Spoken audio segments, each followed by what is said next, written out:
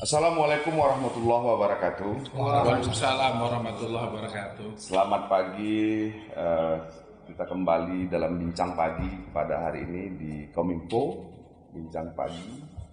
Dan tema pada pagi hari ini kita adalah pelayanan publik dan perencanaan. Tentu pelayanan publik dan perencanaan tidak bisa terpisahkan, apalagi berkaitan dengan pelayanan publik yang diselenggarakan oleh institusi yang berkaitan untuk melayani publik, baik internal terhadap pemerintahan sendiri, pemerintah kabupaten, maupun bagaimana institusi-institusi yang ada di pemerintah kabupaten itu juga melayani publik secara langsung.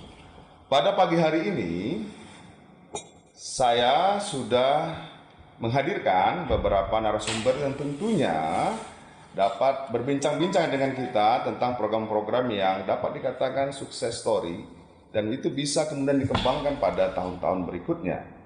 Nah, hadir di sini ada Bapak Khairul Rizal Lubis, STMM. Beliau adalah Kepala Badan Perencanaan Pembangunan Daerah Tapin Selatan. Dan di sebelahnya ada Bapak Abadi Siregar, NT, Kepala Dinas Kependudukan dan Catatan Sipil. Dan kemudian di sebelahnya ada Bapak Fahrizal Islami Ritonga, SP. Beliau adalah Kepala Dinas Penanaman Modal dan Pelayanan Terpadu Satu Pintu di Kabupaten Tapin Selatan. Nanti akan datang juga mewakili tokoh masyarakat, namanya Pak Ardi Yunus Siregar. Baik, kita mulailah dulu perbincangan pagi ini dengan yang langsung lah ya, yang langsung melayani publik. Ini ada Pak Abadi Siregar. Pak, bagaimana perjalanan Bapak di Dukcapil melayani masyarakat? Apa kira-kira program-program 2 atau 3 program yang dapat dikatakan sukses itu dan butuh ke depan dilanjutkan ataupun dimodifikasi lagi sehingga menjadi program andalan lah begitu. Silakan Pak Abadi Siregar. Terima kasih Pak, bahwa Dinas Dukcapil itu merupakan dasar daripada semua pelayanan.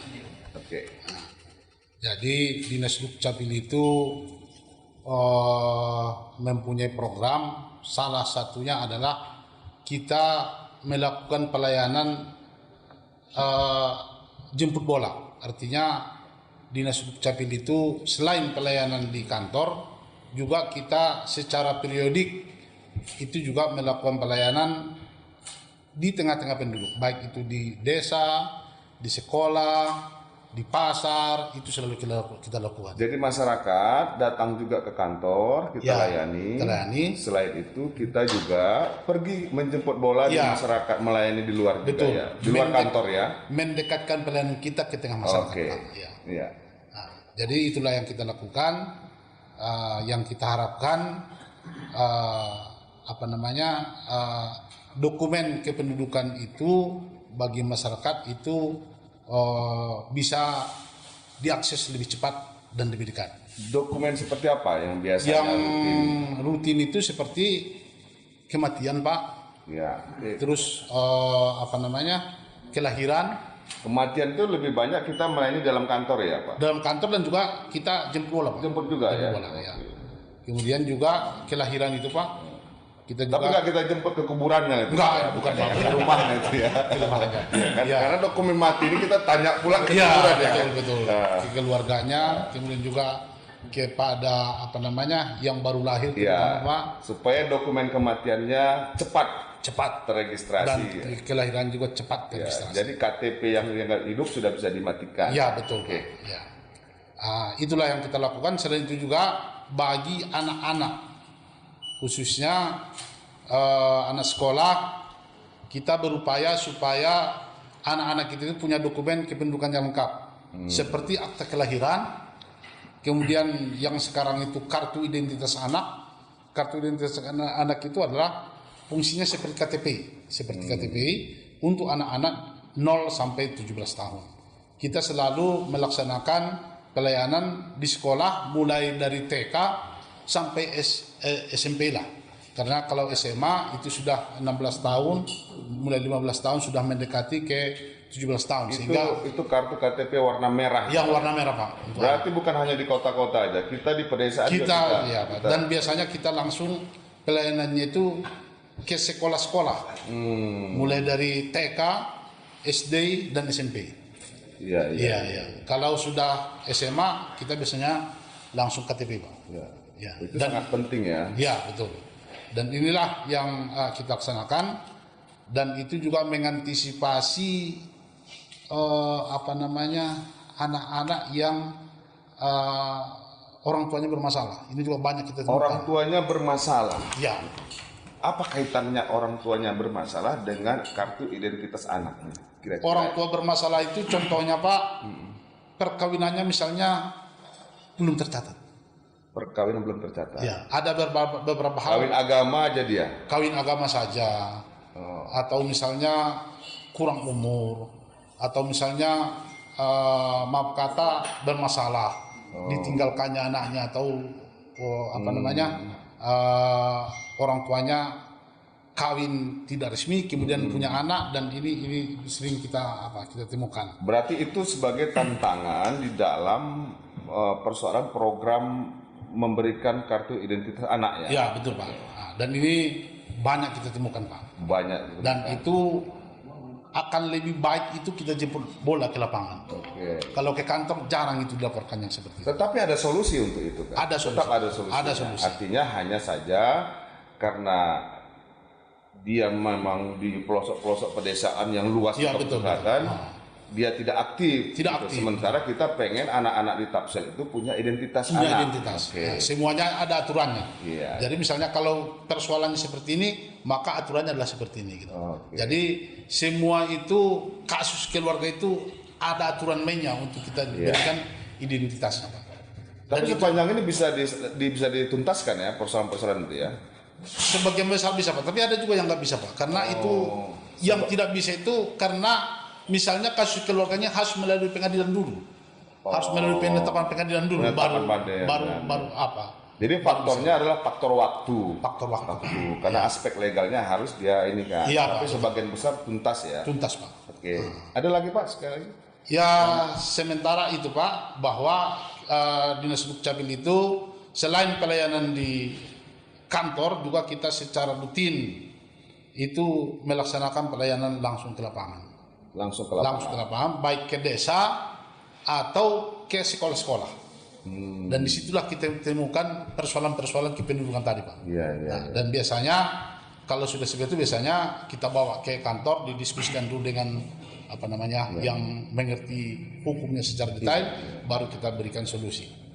Itulah yang kita laksanakan Pak. Ini kaitannya dengan pelayanan administratif. Administrasi Dan kependudukan. sebagainya. Oke. Itulah sifatnya yang terkait dengan ada yang melayani masyarakat di dalam kantor, ada yang kita menggunakan mobile unit yang bergerak, staf kita menjemput Iya betul. ke seluruh Tapsel. Ya, dan ada mobil pelayanan kita khusus untuk itu. Oke. Iya. Itu sudah berapa tahun Pak? Ya sekitar 3 tahun Pak. Nah, tapi yang mobil itu baru 2 tahun Pak. 2 tahun terakhir ya mobil itu ya, dan bergerak itu ya. Ya.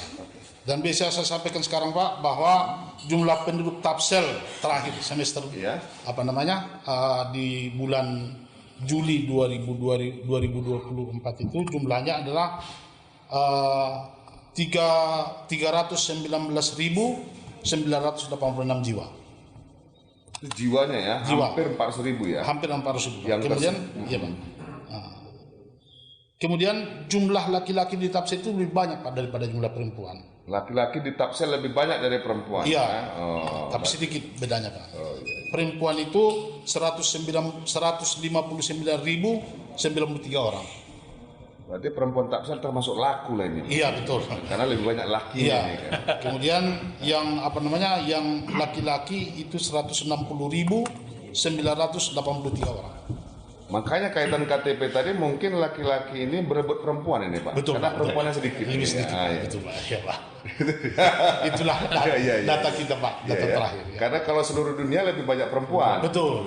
Khusus untuk di Tapsel lebih banyak laki-lakinya. Iya. Mungkin dari kabupaten lain juga bila tertarik dengan laki-laki Tapsel yang gagah, perkasa, kita tersedia di Tapsel karena banyak laki-lakinya. Iya Pak. Orangnya tegas. Iya. Betul. Baik, untuk sementara dulu Pak, kita akan bergeser dulu ke Pak Ritonga, karena Pak Ritonga ini, Pak Rizal Islami Ritonga, SP adalah Kepala Dinas Penanaman Modal dan Pelayanan Terpadu Satu Pintu. Bolehkah kita mengetahui program-program tetap yang cukup baguslah selama ini dan bisa kita kembangkan ke depan? Silakan Pak, Pak Rizal. Izin Pak. Iya.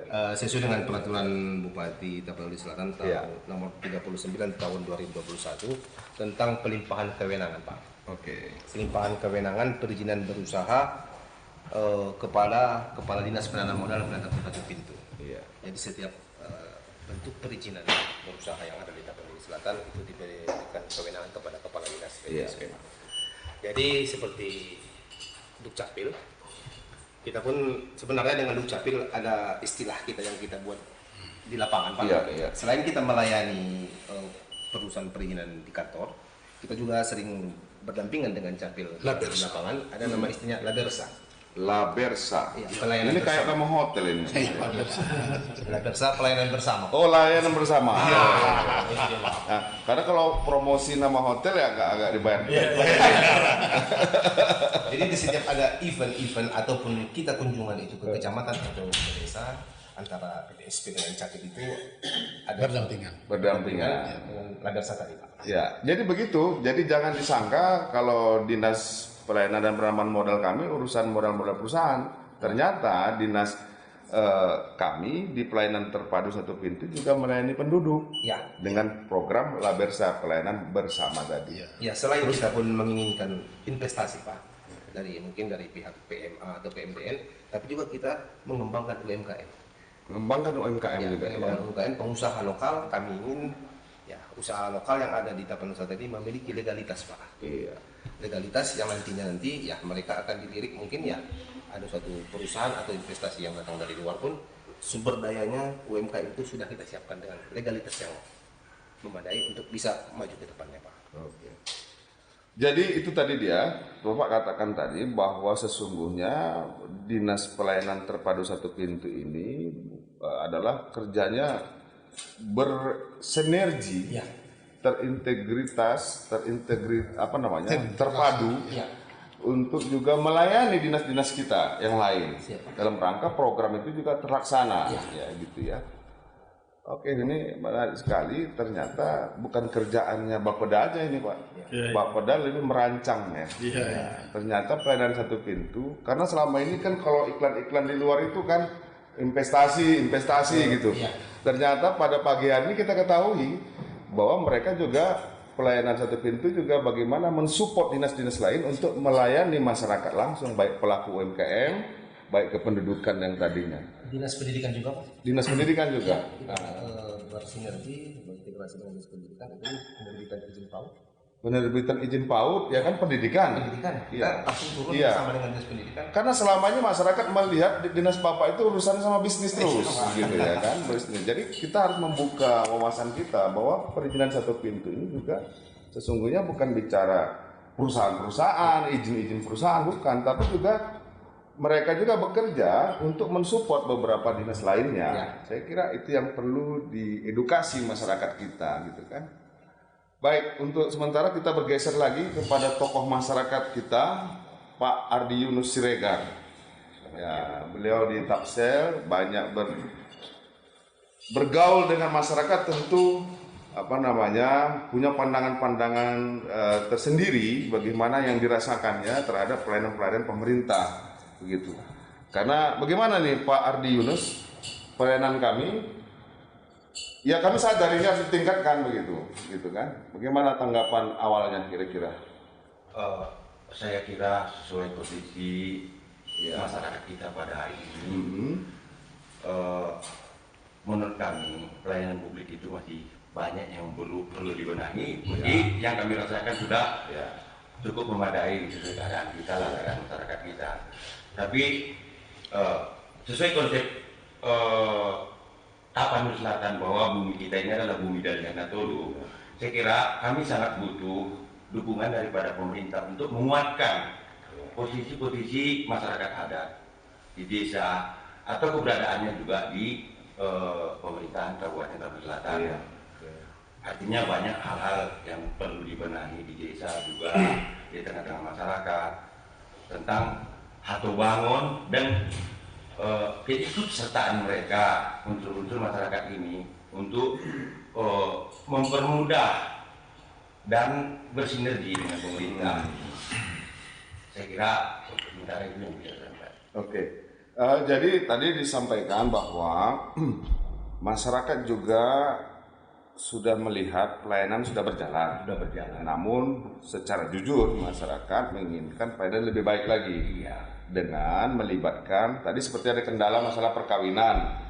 Tidak tercatat, berarti kawin adat sama kawin agama saja gitu kan. Jadi tentu hal ini juga sebagai solusi tadi bagaimana mendorong masa depan dengan kartu identitas anak itu bisa teratasi. Berarti mengharapkan kolaborasi. Itu untuk sementara. Baik, karena pelayanan publik ini menjadi sangat penting, apakah dia tentang perizinan, pelayanan publik umum, administrasi, dan pajak bumi bangunan. Tentu ada badan di pemerintah daerah ini yang menjahit perencanaan di masing-masing dinas. Karena di masing-masing dinas ini mempunyai fungsi, ada juga yang mulai fungsi perencanaan. Tentu yang menjahit ini, yang meramu ini setiap tahunnya itu adalah Bapeda. Dari zaman sekarang Bapeda juga riset ya, Bang. Ya. Bukan hanya Penelitian dan pengembangan. Bolehlah kita para pendengar ini mendapatkan kira-kira apa yang sudah berjalan terhadap perencanaan publik ini dilayani oleh Bapeda sehingga fungsi pelayanan publik mereka keluar itu tercapai, dan sekaligus kira-kira masukannya apa terhadap institusi pelayanan publik yang ada direct kepada masyarakat kita. Silakan Pak Rizal Lubis ini. Baik, terima kasih Pak. Selamat siang kepada rekan-rekan juga. Masih pagi nih Pak, masih pagi. Jam 11 ya? 11.12. Oh, 11.12. Baik, Iya. izin Pak. Keberhasilan sebuah pembangunan itu kan memang sangat besar dipengaruhi oleh sebuah perencanaan yang matang. Betul. Nah, perencanaan yang matang itu pasti akan semakin baik ketika dia mengenal betul bagaimana karakteristik daerah itu sendiri. Iya, betul. Kita sadari Tapsel ini 435.535 hektar itu ada luas yang cukup luas, tapi 65% merupakan kawasan hutan, lebih kurang 65%. Kemudian itu sebuah tantangan tersendiri karena memang topografi, letak geografis kita dan topografi kita memang secara keadaan alam kita banyak daerah pegunungan. Ya. Kita tahu bahwa di daerah dataran rendah itu didominasi oleh perkebunan sawit. Ada di Batang Toru, Muara Batang Toru, Selatan dan Nangkula Sangkunut. Di dataran sedang itu ada persawahan, Batang Angkola, Sayur Tinggi, Muara Tai, sama Angkola Tantom. Kemudian di dataran yang agak lebih tinggi ada daerah Persalakan, ada Salak di sana, Angkola Barat, dan dataran tinggi itu daerah perkopian. Sebuah karakteristik yang cukup alhamdulillah itu merupakan kekayaan kita, Pak. Karena kita memiliki keanekaragaman sumber daya alam. Namun tantangannya pasti banyak gitu. Karena topografi seperti itu sudah otomatis kita banyak wilayah perbukitan, rawan longsor, akses jalan yang mungkin harus juga banyak. Apalagi kondisi alam kita, penduduk kita spot-spot tinggalnya. Setumpuk-setumpuk.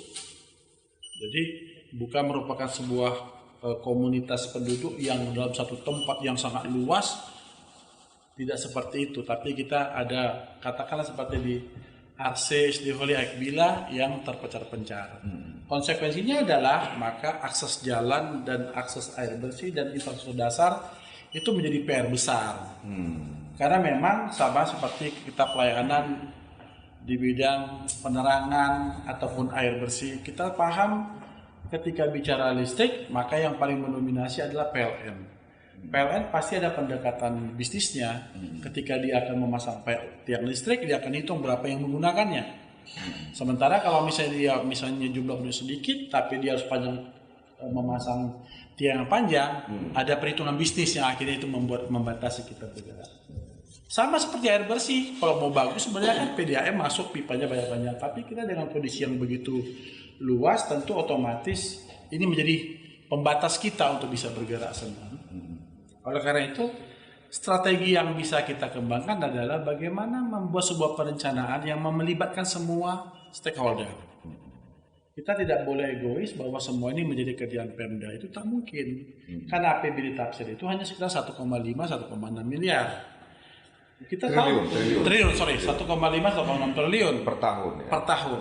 Sudah termasuk gaji, Di situ belanja gaji, apa di situ apa semua, belanja modalnya hanya beberapa ratus miliar saja, tentu keterbatasan itu. Sementara PDRB Tapanuli Selatan itu sekitar 18 triliun. Artinya dengan kekuatan PDRB 18 triliun itu data didominasi oleh bidang pertanian hampir 43%. Kondisi itu mengajarkan kita bahwa selain Pemda memang harus memiliki kekuatan melibatkan banyak perusahaan itu banyak ada CSR-nya atau program-program itu yang bagaimana supaya mereka juga berkontribusi. Jadi fakta situasi kita dengan luasan cukup luas 400.000 hektar lebih, dengan jumlah jiwa penduduk hampir 400.000 juga, di mana 65% dari 400.000 itu adalah sekitar 125.000. Kalau kita bagikan ini udah jaraknya luas sekali. Betul. Udah melayaninya lebih banyak bensinnya daripada yang melayani, gitu ya kan? Nah itu dia. Kalau kita bicara angka itu ya kan. Jadi termasuk misalnya membuat kartu Pak. identitas anak itu cuma 5.000 perak, tapi bensinnya sudah 50.000. Iya, betul. Iya kan? Betul. Nah, itu PR tapi harus terbesarnya. direncanakan. Itu PR terbesarnya. Kita kan nggak boleh mengeluh dengan keadaan ini kan. Iya. Kita mencari terobosan. Ada sekitar lebih kurang 8 kecamatan kita itu ketergantungannya kepada jalan nasional. 8 kecamatan kita itu kita bicarakan yang ada jalur ke arah ke Sibolga, ada jalur ke Sipiro, dan jalur ke arah ke Batang Angkola ataupun ke arah Madinia. Itu lebih kurang 8 kecamatan. Kalau jalan nasionalnya bagus, maka masyarakat di 8 kecamatan itu aksesnya jadi lebih mudah. Kemudian ada sekitar 4 kecamatan itu ketergantungan sama jalan provinsi. AC, SD Huli, Aikbila, kemudian Marancar. Itu yang akses yang memang ketergantungan dengan jalan provinsi. Dan ada 2 kecamatan kita yang memang sangat ketergantungan dengan jalan kabupaten, yaitu ada di Pantom. Karena kita cuma itu, hanya jalan kabupaten yang ada. Dan Muara Batang Toru. Oleh karena itu, dengan kebijakan bersinergis dengan pemerintah pusat dan provinsi, itu merupakan keharusan supaya sinkron. Karena memang mereka memiliki kewenangan untuk membangun itu. Masalah kita adalah bagaimana mengkoneksikan antara jalan nasional, jalan provinsi, dan jalan kabupaten supaya terkoneksi dengan baik. Itulah PR kenapa kolaborasi dengan pemerintah pusat itu menjadi PR juga bagi kita, bagaimana meyakinkan pusat bahwa kita memang butuh itu. Itu karena itu merupakan layanan dasar, karena ada sekolah-sekolah kita, SD kita, SMP kita, puskesmas kita yang memang aksesnya itu tergantungan juga dengan itu. Jadi perencanaan itu menjadi sangat penting karena untuk pelayanan dasar aja kita harus pertimbangkan akses seperti pendidikan, kesehatan, gitu kan? Pendidikan seperti tadi itu kartu identitas anak gitu. Jadi kalau perencanaan itu gagal, artinya kalau ibarat perusahaan bisa kolaps nih, ya bisa kolaps nih karena lebih banyak seharusnya dia menghabiskan waktu ke Aikbilah dia misalnya dengan jalan yang bagus dia 3 jam, kalau tidak bagus jadi 6 jam, jadi kos biayanya lebih tinggi. Nah akhirnya menjadi beban. Jadi perencanaan itu menjadi penting untuk bukan hanya untuk bagaimana mengembangkan perekonomian, tapi pelayanan dasar juga penting. Dan itu tadi Pak Rijal tadi mengatakan, seperti katakan Pak Ari Yunus, melibatkan non pemerintah untuk mendapatkan solusi. Betul. Masalah. Pemerintah dan kita harus mulai tetap menjalankan. Memang saya sudah jalan, tapi harus kita tingkatkan lagi. Ya. Sebuah kolaborasi bersama Pentahelix. Bagaimana pemerintah itu merasa penting keberadaan pemerintah lainnya, pemerintah provinsi, pemerintah pusat, itu menjadi sebuah mitra yang memang harus kita kawal. Kita usulkan berbagai kegiatan. Maka di Musrembang provinsi, Musrembang nasional kita ajukan itu usulan-usulan. Supaya bagaimana? Supaya pemerintah pusat care kepada Kabupaten Selatan. Kalau kita punya uang banyak, maka kita bisa bangun semua. Persoalannya adalah uang kita terbatas. Karena terbatas kita disuruh milih. Hal sama juga terhadap provinsi dan pusat, sama juga. Itu sebabnya ada skala prioritas tahunan di dalam dokumen rencana kerja jangka menengah daerah gitu ya. Jadi Pak, juga ada hubungannya dengan peran swasta gitu. Peran swasta, perusahaan-perusahaan itu merupakan sebuah aset kita bagi mereka berperan mereka dan berkontribusi yang arah pembangunannya sejalan sama kita. Makanya kita selalu melakukan kolaborasi, pertemuan-pertemuan dengan perusahaan seperti PTHR, kemudian beberapa perusahaan-perusahaan yang lain untuk bisa berkolaborasi. Kegiatan mereka itu dikolaborasi dengan kegiatan yang merupakan amanah yang ada di RPJMD ataupun RPJPD, kira-kira begitu. Nah, tapi peran yang disampaikan tokoh masyarakat kita bahwa bagaimana melibatkan masyarakat itu memang sesuatu yang sangat penting. Karena tangan pemerintah itu pasti terbatas. Jumlah pegawai Tapanuli Selatan berapa ribu orang, melayani ratusan ribu orang, itu tidak akan mungkin bisa mengcover satu persatu masyarakat. Maka tokoh masyarakat, tokoh adat, tokoh pemuda itu menjadi sebuah yang penting. Karena ketika kita ingin menyampaikan sesuatu dengan sesuatu yang penting, maka kita butuh tangan-tangan yang banyak untuk bisa mensosialisasikannya. Contoh, perilaku hidup sehat, PHBS. Bagaimana orang supaya tidak buang air besar sembarangan, jangan di pinggir kali atau di pinggir sungai. Kalau cuma corongnya hanya pembeda, berapa orang yang bisa dijumpai?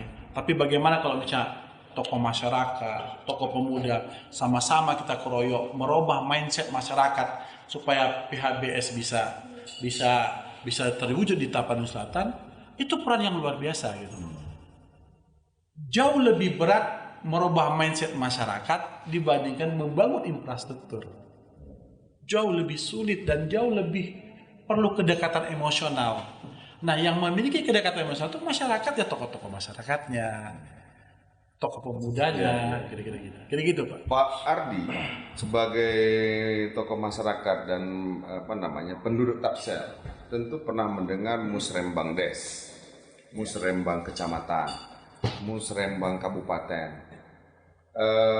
Ini berjalan nggak gitu kegiatannya? Selalu berjalan dan selalu gimana? Hal-hal yang dijelaskan daripada dinas perencanaan tadi selalu ada ditampung pendapat-pendapat masyarakat. Ya.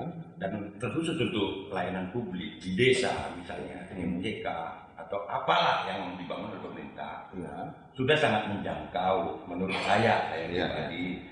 Hanya saja mindset masyarakat kita seperti yang Bapak bilang tadi, ada ungkapan good di Tapanuli Selatan. Saya kira itu bukan hal yang negatif Bagus menurut saya. Good itu apa? Bahasa Inggris itu ya mungkin dianalogikan negatif sama masyarakat umum. Tapi menurut saya sebagai putra asli Tapanuli Selatan yang memahami karakteristik masyarakat Tapanuli Selatan, good itu adalah sikap kompetitif daripada masyarakat Tapsel yang tidak terakomodir dengan baik. Nah, disinilah mungkin peran pemerintah untuk membenahi, mengedukasi masyarakat kita supaya jiwa kompetitif itu diletakkan pada tempatnya gitu. Jadi kita bersaing sehat, kemudian tidak merasa asing dengan apa yang dilakukan orang lain. Misalnya pemerintah masuk, masyarakat merasa asing dan tertolak. Nah, semisal di MTK itu, seperti yang Bapak bilang dari perencanaan tadi, MTK kita semua sudah bagus. Bahkan jalan mungkin walaupun secara bertahap ya dengan keterbatasan dana pemerintah, kita sangat memahami itu. Mungkin ada juga pihak-pihak lain yang merasa puas. Nah, pemerintah itu bukan penguasa nafsu masyarakat menurut saya. Jadi ini yang terpenting adalah permintaan saya yang sangat pribadi diundang ke sini, bagaimana mengedukasi masyarakat kita mengubah mindset daripada persaingan-persaingan yang berakibat negatif di tengah-tengah masyarakat kita berubah menjadi hal-hal yang positif. Begitu Pak, menurut saya. Sehingga masyarakat ikut bagian dari merencanakan pembangunan dia. Iya. Kan begitu. Jadi bukan menempatkan masyarakat dari objek yang dibangun, tapi bagaimana mindset yang berubah itu adalah masyarakat merasa aku harus ikut merencanakan juga. Paling tidak aku bersuara loh di tingkat desa, walaupun aspirasinya itu di tingkat desa itu ternyata gugur di tingkat kecamatan. Tetapi dia sudah punya mindset, dia aktif. Bahwa dia bagian dari anggota Bapeda non PNS gitu kan. Ada rasa tanggung jawab sebagai aku juga anggotanya Pak Rijal ini walaupun status bukan PNS ini. Sampai tokoh masyarakat desa ikut dia dalam merencanaan kebutuhan masyarakat. Ya ini menarik. Termasuk persoalan-persoalan tadi Pak, masalah KTP. Bahkan mungkin mereka tuh kalau nggak ditanyakan KTP itu pada saat butuh aja tuh. Betul. Kartu identitas anak pada saat butuh. Jadi memang pelayanan itulah sebabnya kita terpaksa harus, bukan terpaksa bahasanya, kita berinovasi dari kependudukan membuat mobil bergerak itu ya. Ya betul Pak. Karena inovasinya dari kita, karena situasinya memang masyarakat kita ini belum belum 100%. Betul. Ya, sudah banyak tapi belum 100% ikut merasa bagian merencanakan dan aktor dalam pembangunan. Betul. Jadi ini yang mungkin diperbaiki ke depan. Ini masukannya tentang istilah tadi good gitu ya. Iya. Ya, terima kasih. Bagaimana tentang tadi kita ketahui sendiri bahwa situasi cara kerja fungsi dari perizinan ini satu pintu ini ternyata bukan urusan perusahaan. Tapi juga diperbantukan dengan dinas-dinas lain terkait dengan pelayanan publik. Ya kan? Strategi apa yang itu kan, tapi semua itu kan harus sesuai dengan peraturan dan perundang-undangan. Bahwa pelayanan publik kita sesuai dengan peraturan perundangan cara kerjanya. Kan itu juga bagian dari definisi pelayanan publik. Kan begitu. Nah, bagaimana sebenarnya cara teman-teman di dinas di DTSP ini bekerja? Gitu. Kalau kegiatan utama kita itu kan selalu di kantor Pak. Ya. Kantor. Yang kedua kita itu turun langsung ke masyarakat. Ya. Pun ya perusahaan atau investor kita langsung turun. Yang sedang sudah kita laksanakan ini Pak, kita kemarin MOU dengan Fakultas Hukum Universitas Sumatera Utara. Sudah MOU dengan Fakultas Hukum Sumatera Utara. USU ya, oke. Kita pertama itu membuat naskah akademik tentang kemudahan berusaha dan berinvestasi. Setelah selesai naskah akademik, kita lanjut kepada Ramperda. Tentang peraturan daerah yang memberikan kemudahan untuk berinvestasi dan berusaha kepada masyarakat. Yang kita tujukan kegunaan daripada Ramperda ini adalah untuk pengusaha lokal UMKM. Kita inginkan mereka itu ada peningkatan Pak. Oh, jadi itu dari dinasnya Bapak menggodok itu. Supaya karena prinsip pelayanan itu pertama dia akurat. Jelas, tepat waktu. Dan mempunyai kepastian. Kan itu dia. Itu prinsip dari pelayanannya dan itu diwujudkan dalam rencana Perda.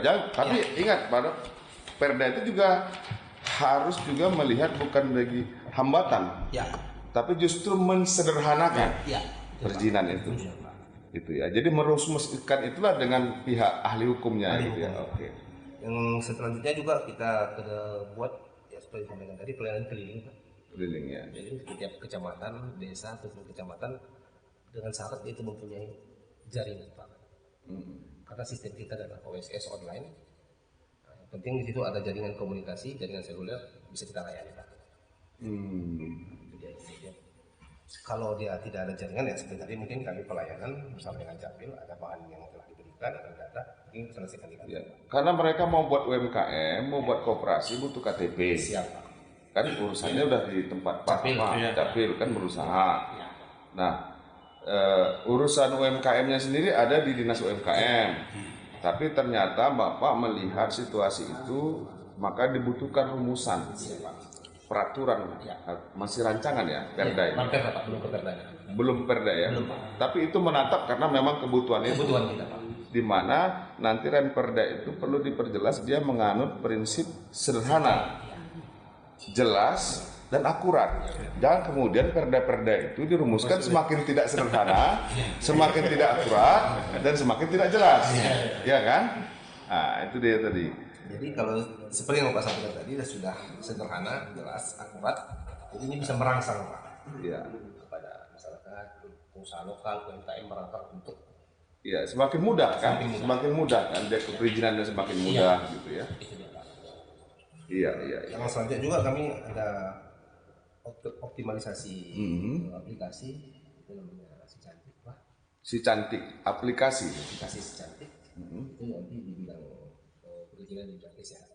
Karena masyarakatnya lebih banyak menggunakan aplikasi game online aja. Jadi dia pikir aplikasi itu apa gitu ya kan? Aplikasi itu sama dengan game online, ini aplikasi Si Cantik. Itu di bidang perizinan di bidang kesehatan. Padahal kita lebih banyak penduduknya laki-laki Pak tadi. Iya. Harusnya si ganteng sama. Ini kan harus si ganteng ya. Tadi kami membedah ini Pak Andi, ternyata penduduk kita lebih banyak laki-laki. Kita fakta data mengatakan kita lebih banyak laki-laki. Ternyata Pak Ritonga bilang si cantik. Gitu. Gak apa-apa lah ya.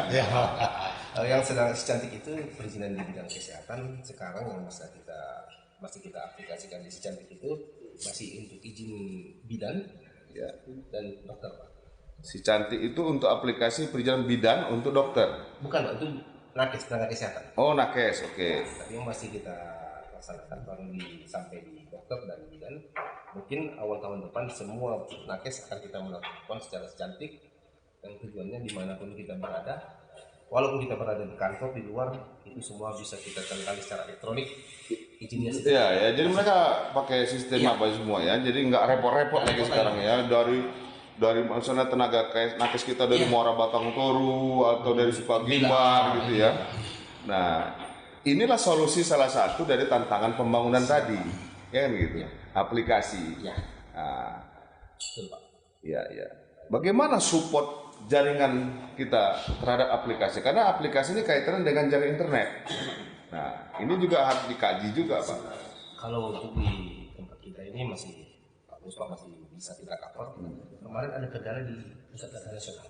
Pusat Data Nasional. Kemarin di Ekapiritas itu semua data yang sudah kita ini kan hilang semua Pak. Jadi kita bangun kembali dalam waktu 2-3 bulan kemarin, dan awal September kemarin sudah bisa kita operasikan ke data. Itu sangat membantu kepada masyarakat pengguna perizinan kesehatan, jadi cepat. Ya, mudah-mudahan jaringan internet kita yang akses telekomunikasi informasi kita ke depan bisa lebih baik lagi, sehingga apa yang sudah digagas tadi seperti aplikasi juga bisa niru juga di seperti akta notaris, akte kelahiran, KTP. Jadi mereka kemarin tinggal ngambil, ya kan? Nah, sehingga nanti terpadu lah gitu ya, Pak Abadi ini mantan kepala Bapeda juga ini. Nah, tentu sekarang dulu beliau tukang jahitnya, sekarang udah bagian yang mani langsung. Nah, gimana sarannya untuk ke depan untuk pelayanan publik ini? Memang pelayanan publik itu kita rencanakan memang banyak jemput bola kita Pak. Sebenarnya udah seperti yang disampaikan oleh Pak Rizal tadi, sudah lebih banyak jemput bola. Kemudian kami itu sudah membuat inovasi tadi Labersa, pelayanan bersama. Pelayanan bersama. Ya, sebenarnya tidak hanya dengan satu pintu, tapi juga dengan kesehatan kita buat itu. Bahwa memang khusus untuk pelayanan publik kita buat memang itu semudah mungkin, tetapi tetap tidak boleh mengabaikan aturan hukum yang ada. Nah, karena khususnya kami di Capil, walaupun itu kasus yang lama, kita ada mengalami tuntutan hukum di Pengadilan Tata Usaha Negara. Akibat daripada pelayanan yang kita buat itu, ternyata informasi yang diberikan oleh masyarakat itu kurang akurat. Seperti apa itu contoh? Contohnya Pak, misalnya yang terakhir itu ada orang tua yang mengadopsi anak. Seorang orang tua mengadopsi anak. Mengadopsi anak. Anaknya ini adalah anak saudaranya sebenarnya. Anak saudara kandungnya. Oke. Dia tinggal punya anak, kemudian dia mengadopsi anak ini. Kemudian dibuatlah dokumen kependudukan waktu itu. Ini beberapa tahun yang lalu, Pak. Ya. Nah, kemudian dibuat dokumennya bahwa itu anak kandungnya. Belakangan setelah orang ini meninggal, ternyata ada masalah warisan. Jadi saudara-saudara menuntut bahwa bukan anaknya yang diadopsi tadi yang mempunyai hak waris, tapi mereka saudara-saudaranya. Ini sampai ke PT UN, Pak. Nah, ke PT UN di Medan bahwa yang diterbitkan oleh Dinas Kependudukan dan Pencatatan Sipil itu tidak benar dan minta untuk dibatalkan. Gitu. Yang membatalkan itu kan cuma bisa PT UN gitu, di Medan. Ya, kita waktu itu memang pelayanannya adalah bagaimana orang melapor ke ke Dinas Capil saja, kemudian diterbitkan dokumennya. Nah, jadi kalau memang sekarang ternyata memang dokumen itu tidak benar, maka kewenangan pengadilan lah untuk membatalkan itu. Dan itulah yang terjadi, Pak. Dan itu terpaksa kita dapat. Dan itu terjadi beberapa tahun yang lalu. Dan ada lagi belakangan ada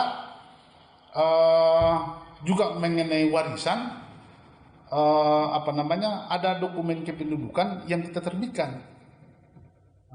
Tapi mereka menyatakan bahwa itu dokumen kependudukan itu adalah tidak sesuai dengan prosedur gitu. Ya terpaksa kita hadapi, Pak. Ya kita berikan buktinya, inilah yang disampaikan, melapor ke kita, kemudian yang dilaporkan ini ternyata belakangan tidak benar, yaitu memang harus tanggung jawab yang bersangkutan. Dan ini banyak kita dapatkan di Ini luar biasa sekali nih Pak Ardi. Beliau ini sarjana teknik, master teknik, ngurusin sosial. Pak Ritonga, sarjana pertanian ya kan, tumbuhan, penyakit, ngurusin perizinan ya kan. Ini orang-orang luar biasa. Ini Pak Rizal juga orang teknik. Ya, jadi di dunia kerja itu ternyata harus menyebabkan kita harus menyesuaikan. Dia menyesuaikan diri dengan keadaan, apalagi tafsir ya kan. Tafsir ya kan, dengan total luas. Ya, jadi memang tadi telah nyata, tadi dikatakan Pak Rizal Islami Ritonga, Pak Kadis Satu Pintu Pelayanan, bahwa ini sudah ditatap dalam bentuk mau dirumuskan ranperda supaya adanya integrasi dari keseluruhan terhadap bagaimana kita menangani, dan sudah dijawab tadi, dipastikan itu tidak jadi rumit gitu ya, bahwa itu prinsip pelayanan itu menjadi lebih sederhana, jelas dan sebagainya, dan ini sudah ditatap. Udah kayak ombudsman law gitu ya. Kereta api nih kan. Banyak orang nggak tahu nih Pak Rizal, ombudsman law ini dia pikir undang-undang apa. Bagaimana dia memasukkan dalam semuanya dalam satu undang-undang. BUS, namanya BUS, ya kan? BUS, omnibus, omni itu kalau bahasa pertanian ini omnivora itu Pak ya. Omnivora, makan semuanya itu. Omni itu semuanya. Omnibus, satu bas, law, berarti hukum yang menampung secara keseluruhan dalam satu dengan semua kepentingan, sehingga ada seperti kalau kita nanti Bapak versi omnibus law-nya versi ranperda lah ini ya, menjadi perda, dan itu bagian dari tatapan Bapak melihat situasi dan perjalanan program yang sudah dilakukan ke depan. Baik, untuk Pak Rizal, kira-kira apa saran ke depan yang harus kita perkuat dari pengalaman bekerja menjahit dulu Pak Kadis PUPR kami ini. Siap. Lalu sekarang jadi tukang jahit. Iya. Ya kan? Dulu tukang tempel. Iya. Menempel jalan, jembatan gitu kan. Sekarang udah jadi tukang jahit, udah goyang kaki menjahit ya. Iya. Menjahit pertanian, menjahit dukcapil, menjahit. Nah, gimana saran untuk ke depan Iya. yang harus kita lakukan? Baik, terima kasih Pak. Saya menilai ataupun mengevaluasi kinerja yang lama untuk menata ke depan. Menata ke depan.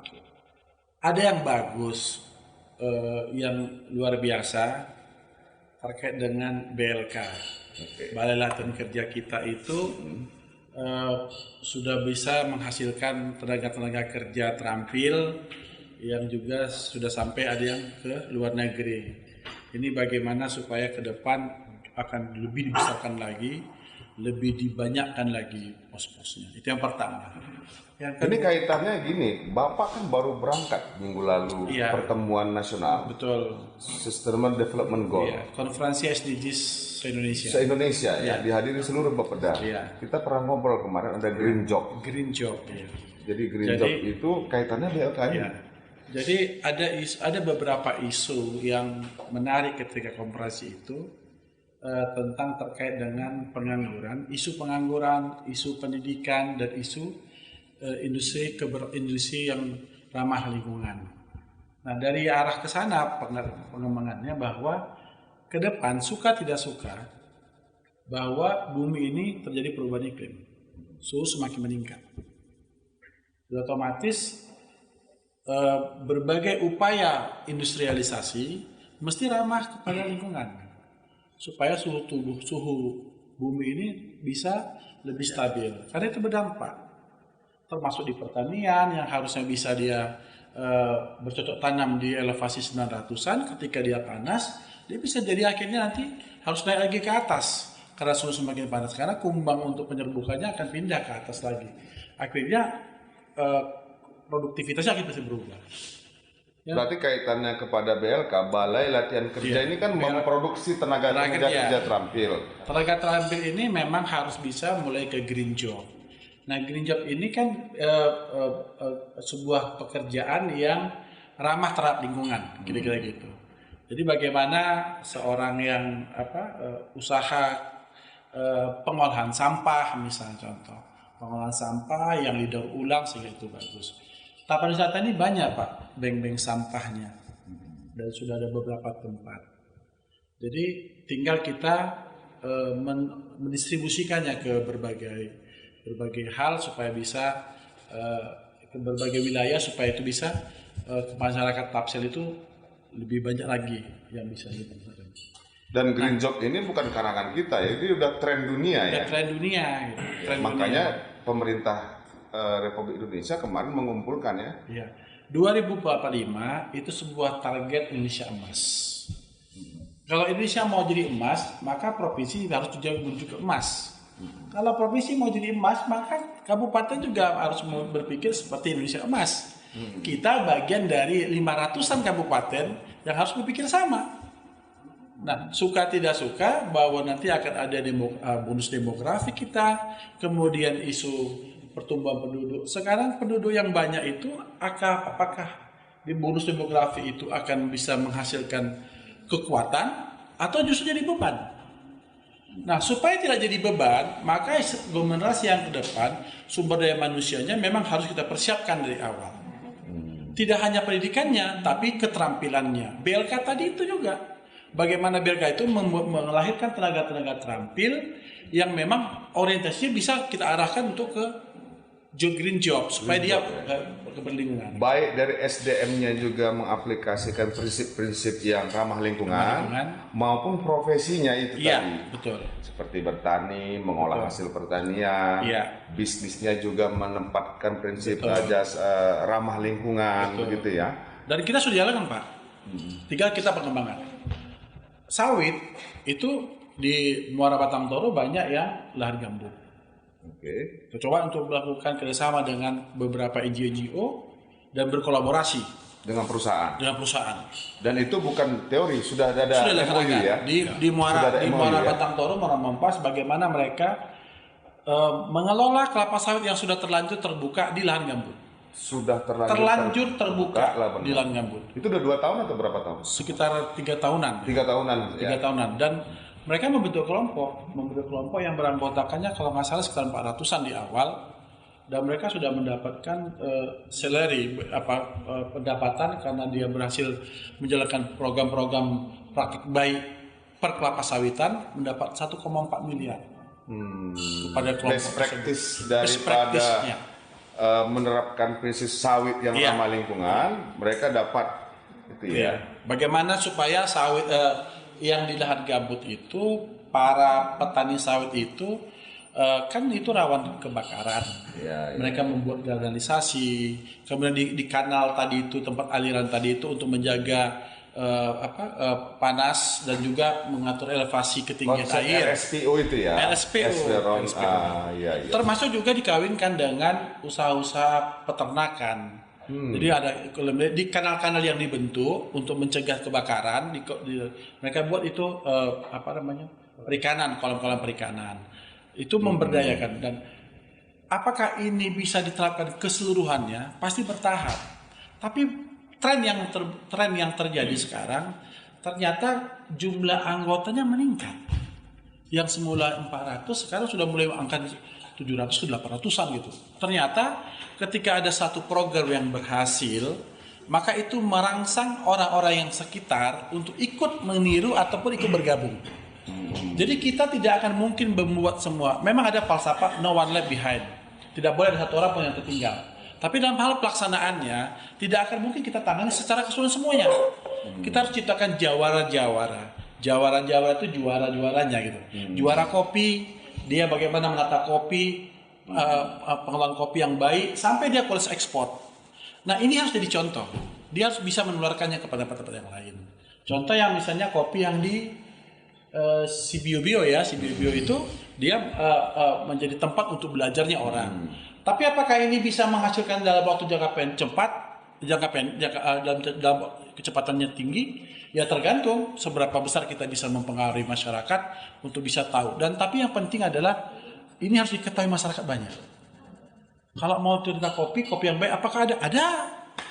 Kalau misalnya sekarang ini masyarakat kita di Tapanuli Selatan, petani milenial sudah kita kembangkan sekarang, Pak.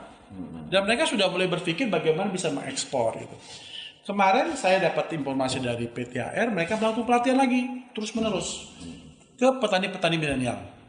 Nah, bagaimana mereka mulai bagaimana menjadi petani good agriculture process, bagaimana mengelola pertanian yang baik, kemudian bagaimana mereka mulai pasca panennya, pengemasannya, packingnya, kemudian juga brandingnya, membuat merek, membuat packagingnya, kemudian juga bagaimana mempromosikannya di internet. Itu juga sudah ada. Telinga saya pun di sini pun di Kominfo juga membuat yang pelatihan Pak Kadis yang tentang bagaimana DEA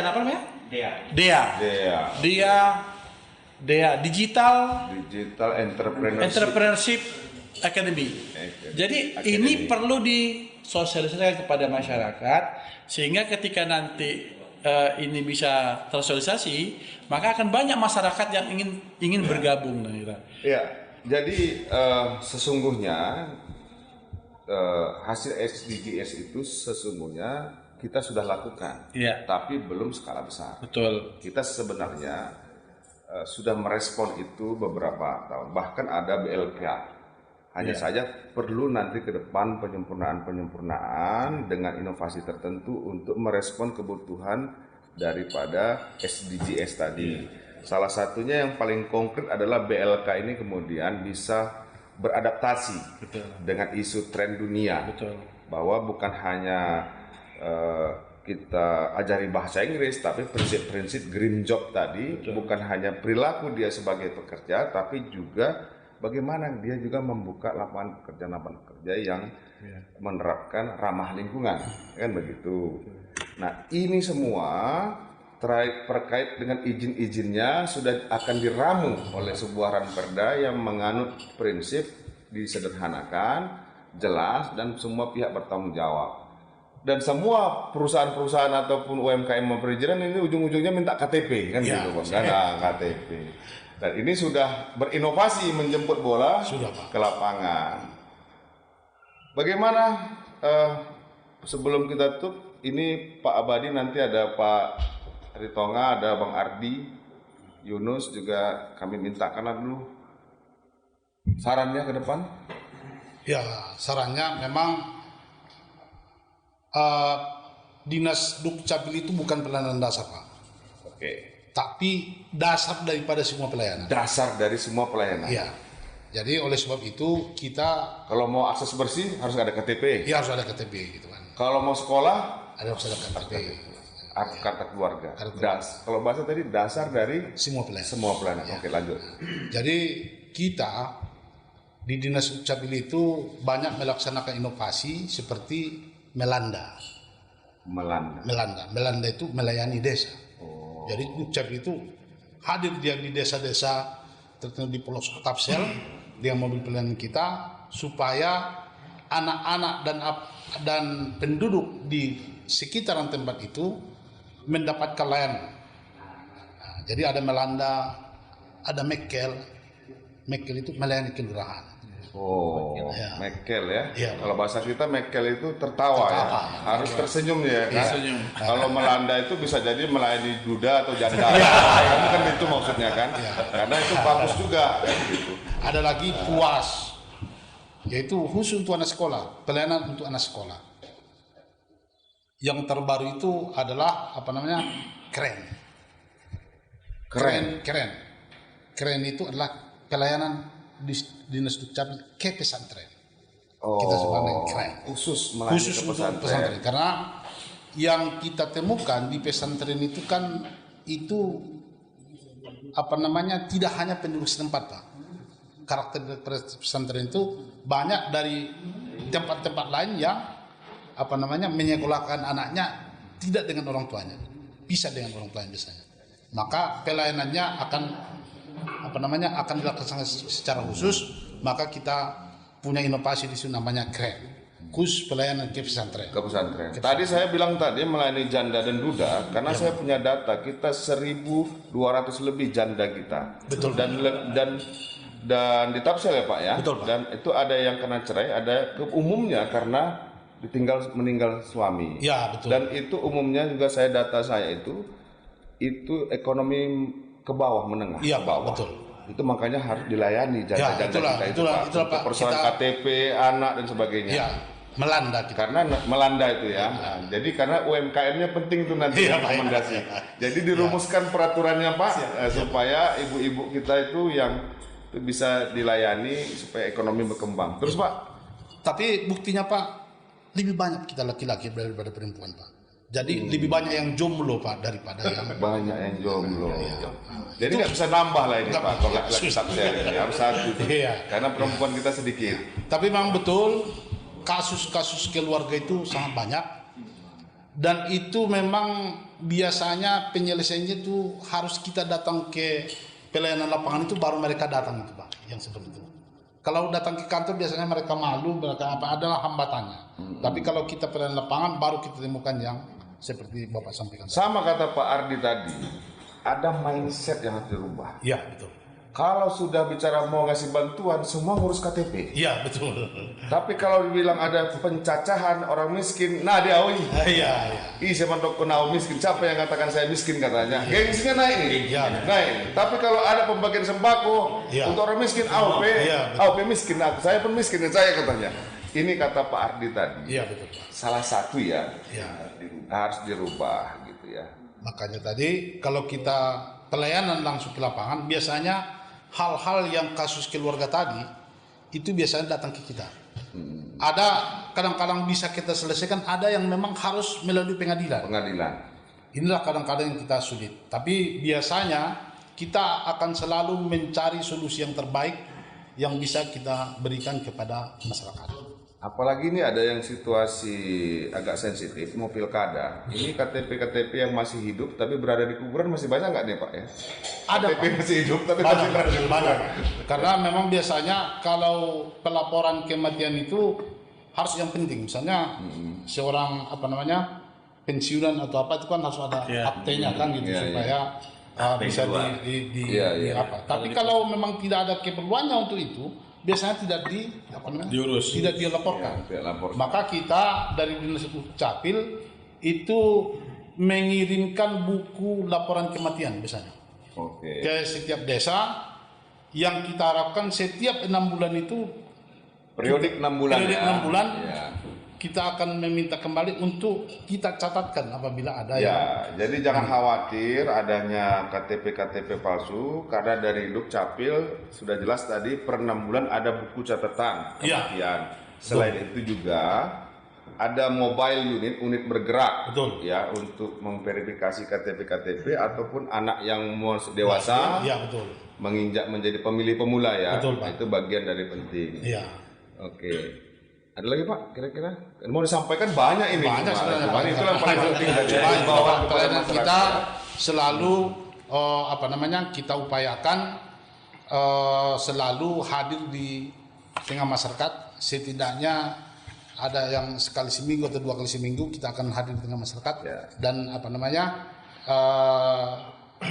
berkeliling kita di seluruh Tabanan Selatan, di mana kira-kira yang kita anggap sebagai pusat kegiatan masyarakat, sehingga disitulah kita melaksanakan pelayanan dokumen kependudukan dari Dinas Dukcapil. Oke, demikian tadi harapan Pak Abadi Siregar, Kepala Dinas Kependudukan Catatan Sipil. Kita bergeser kepada Pak Fahrizal Islami Ritonga, Sarjana Pertanian yang menangani Kepala Dinas Penanam Modal dan Pelayanan Satu Pintu. Apa Pak sarannya untuk ke depan supaya kita bisa lebih baguslah ke depannya? Yang pertama seperti disampaikan tadi mungkin adalah perubahan mindset Pak. Perubahan mindset. Selalu kita laksanakan sosialisasi bahwasanya dalam hal pengurusan izin itu adalah hal yang sangat mudah, dan kami sampaikan di sini itu adalah gratis Pak. Tidak ada yang pungut biaya. Tidak ada yang pungut biaya, gratis, tapi masyarakat juga harus punya mindset positif. Jangan berprasangka negatif. Nah, ya kan?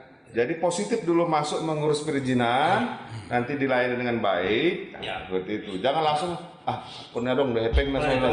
Jadi mindsetnya udah negatif duluan ini. Itu dia Pak. Nah, ini yang kendala kan. Kalau sudah mindsetnya mestinya berapa nanti susah nanti ini. Jadi akhirnya dia nggak datang-datang. Karena nggak datang-datang, terkembanglah isu. Jadi seolah-olah kita tidak melayani gitu ya. Tapi tentu kita pun dari staf-staf pelayanan kita juga harus lebih ramah untuk melayani dan meyakinkan mereka di sosialisasi. Ada lagi Pak? Yang selanjutnya seperti yang disampaikan tadi, kita tetap turun langsung ke masyarakat pelayanan bersama dengan beberapa dinas terkait tadi Pak. Terkait fungsi diperbantukan ya. Jadi mungkin dari Capil, Kesehatan, Dinas Pendidikan, Tenaga Kerja, mungkin juga sering juga dengan Dinas PUPR Pak.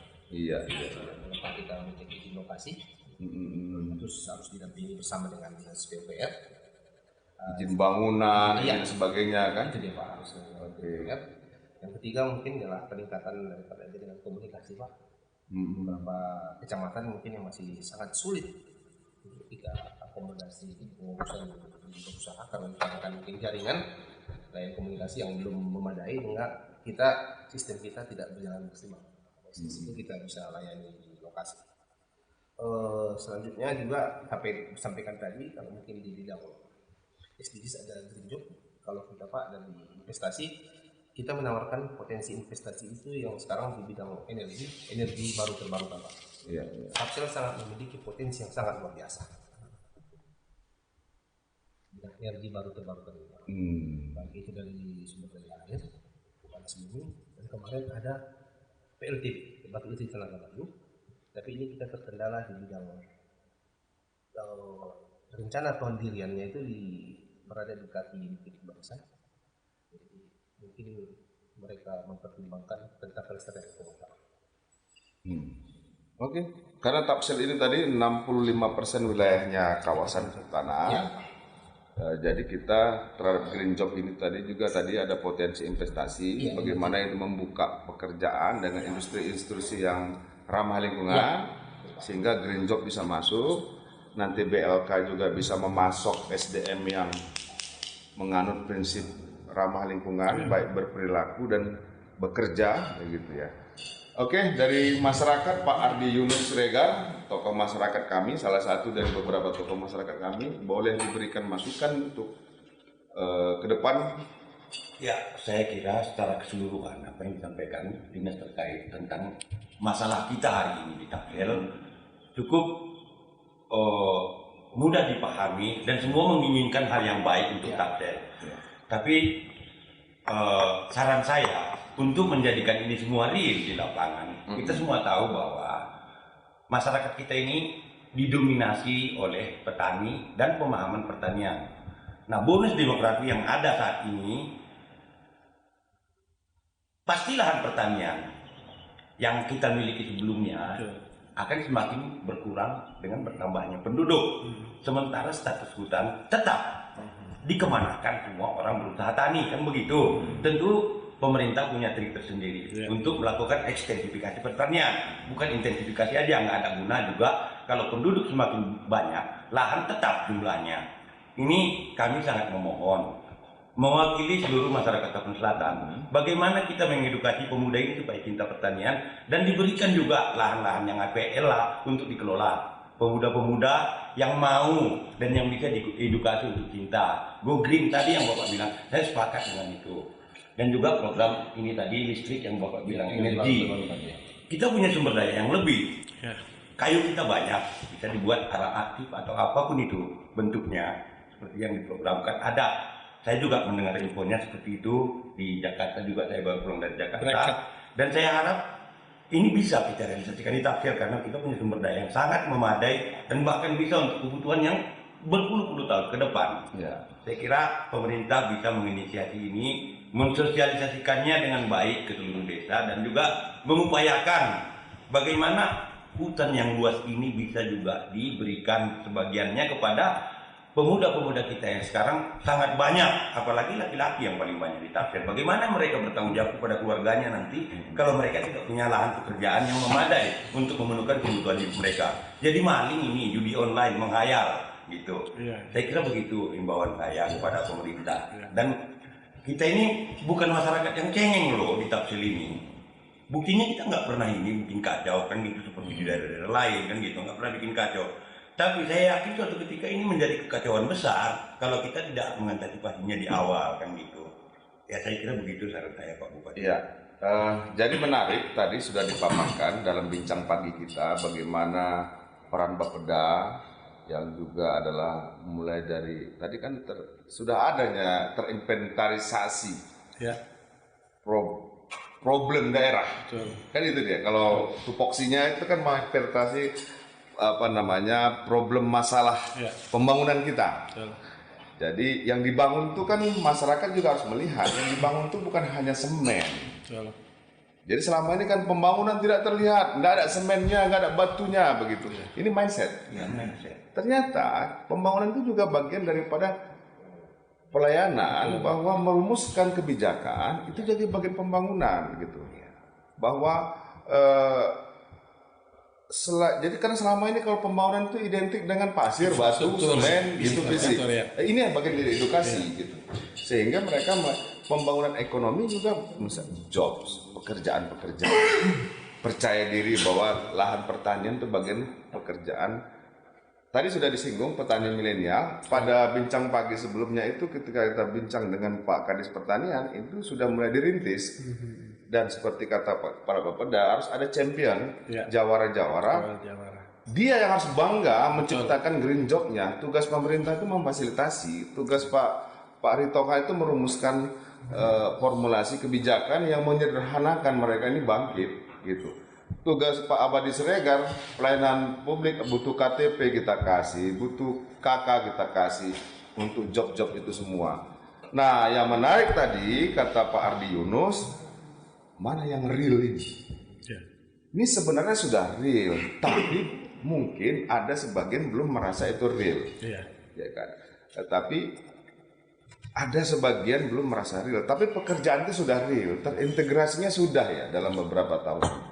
Nah, mungkin itu sebagai autokritik yang harus kita terima sebagai penyelenggara pemerintahan.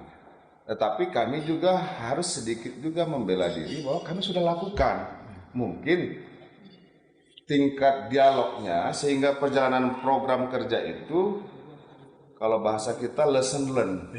Jadi kita belum mendapatkan pembelajaran, lalu kita diskusikan lagi dengan masyarakat.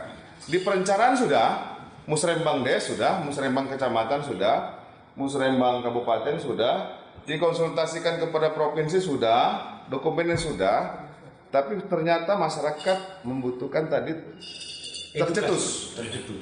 Mana yang real bisa kami rasakan, lebih real lagi gitu kan begitu. Oke. Kami rasakan Pak Bupati.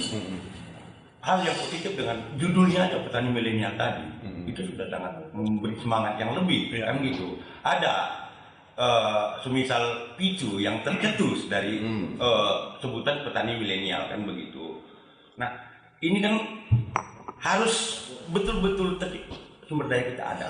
Secara otomatis di tiap desa itu ada anak personal di Bulung kan gitu. Itu sudah menjadi bagian daripada struktur adat yang ada di Tapanuli Selatan. Kalau ini memang betul-betul disentuh dan dijadikan sampel dengan rasa kecemburuan daripada pemuda-pemuda lain, ini akan cepat menggelegar gerakan petani milenial ini. Inilah yang kami harapkan kan begitu. Ini ada demo langsung kepada petani-petani milenial di desa itu, mereka berhasil sukses. Jadi semua tidak berharap menjadi ini manpower di perusahaan-perusahaan atau menjadi tenaga honorer atau berharap mereka menjadi PNS gitu. Mereka lebih kreatif dengan ini, dengan segala sumber daya yang ada di Tapsel. Saya kira saya berharap di situ saja, tidak lebih. Kita punya milenial yang cerdas, yang tahu mengusahakan sesuatu yang bisa dia pahami dan dia yakin dengan usahanya itu dia bisa berhasil dan menjadi contoh bagi milenial lain. Itu Pak. Ya. Terima kasih Pak Eri Yunus, para penonton kami pada Bincang Pagi podcast Kominfo. Tentu kupasan-kupasan ini adalah hanya sebuah gambaran untuk bagaimana kami ini cukup terbuka untuk segala masukan. Ya, kami tidak menolak kritik, ya, bahwa kita terbuka untuk itu dan tak mungkin semua kita kupas pada 1 jam ini. Ya. Tapi paling tidak banyak hal yang tadi menjadi wawasan bagi masyarakat juga bahwa ternyata lembaganya Pak Fahrizal Islami Ritonga bukan urusan investor aja, tapi Bapak ini juga bekerja berkolaborasi dengan dinas-dinas lain, gitu. Nah, bagaimana tadi Pak Kepala Bapeda juga menyatakan bahwa ini juga beliau dalam rapat-rapat perencanaan tingkat nasional juga memikirkan tentang pekerjaan-pekerjaan masa depan, green job tadi begitu. Jadi tidak ada mendikotomikan antara dinas satu terpisah dengan lainnya. Nah, tadi disampaikan oleh Pak Abadi Siregar bahwa pelayanan dasar dari yang dasar. Ya, dasar dari Mau berusaha butuh KTP KK. Ya. Mau kawin butuh KTP KK. Betul, Pak. Mau mati juga harus kita registrasi gitu ya kan? Ya, Pak ya. Kapan matinya urusan malaikat, ya kan ya gitu kan? Tapi bukan mendaftar ke Bapak gitu ya. Setelah kematian baru kita registrasi gitu ya. Kelahiran juga begitu dan sebagainya dan perlu kerjasama. Tadi Pak Ardi Yunus tadi sampai menekankan beberapa kali ada mindset yang harus kita rubah. Ya, kita orang Tapanuli harus betul-betul berkompetisi, tapi untuk urusan pembangunan harus ikut. Ada sinergi. Sinerginya gitu. Boleh kita keras, tapi urusan pembangunan kita harus betul-betul merasakan ini adalah pekerjaan bersama. Dan ini tadi disimpulkan Kepala Bapeda, ini harus melibatkan semua hal. Dan perbincangan ini sebenarnya di berbagai tempat sudah dikatakan yang namanya kolaborasi, multi pihak dan sebagainya. Maka Pak Eri Yunus tadi menyatakan butuh yang real. Kita sudah real, mungkin nanti ke depan insya Allah akan lebih real lagi. Saya kira Bincang Pagi tadi menghadirkan Kepala Dinas Penanaman Modal dan Pelayanan Terpadu Satu Pintu, Pak Fahrizal Islami Ritonga. Sudah, terima kasih Pak Fahrizal. Ada kemarin tadi kita sudah dengarkan perbincangan dengan Pak Khairul Rizal Lubis, STMM, Kepala Badan Perencanaan Pembangunan Daerah Tapanuli Selatan. Ada juga Pak Abadi Siregar MT, Kepala Dinas Pendudukan dan Catatan Sipil, tadi sudah mengungkapkannya. Dan tokoh masyarakat Pak Ardi Yunus, Terima kasih atas kesempatan waktunya dalam bincang pagi hari ini. Saya Rasid Asap Dongoran mengucapkan dan menutup 1 jam perbincangan ini dengan mengucapkan alhamdulillahirrahmanirrahim. Wassalamualaikum warahmatullahi wabarakatuh. Bolehlah kita buatkan apa Tapsel bisa, Tapsel luar biasa. Ya. Ya. Standby. Tapsel Bisa. Tapanuli Selatan Luar biasa. Kominfo digital. Digital. Ya.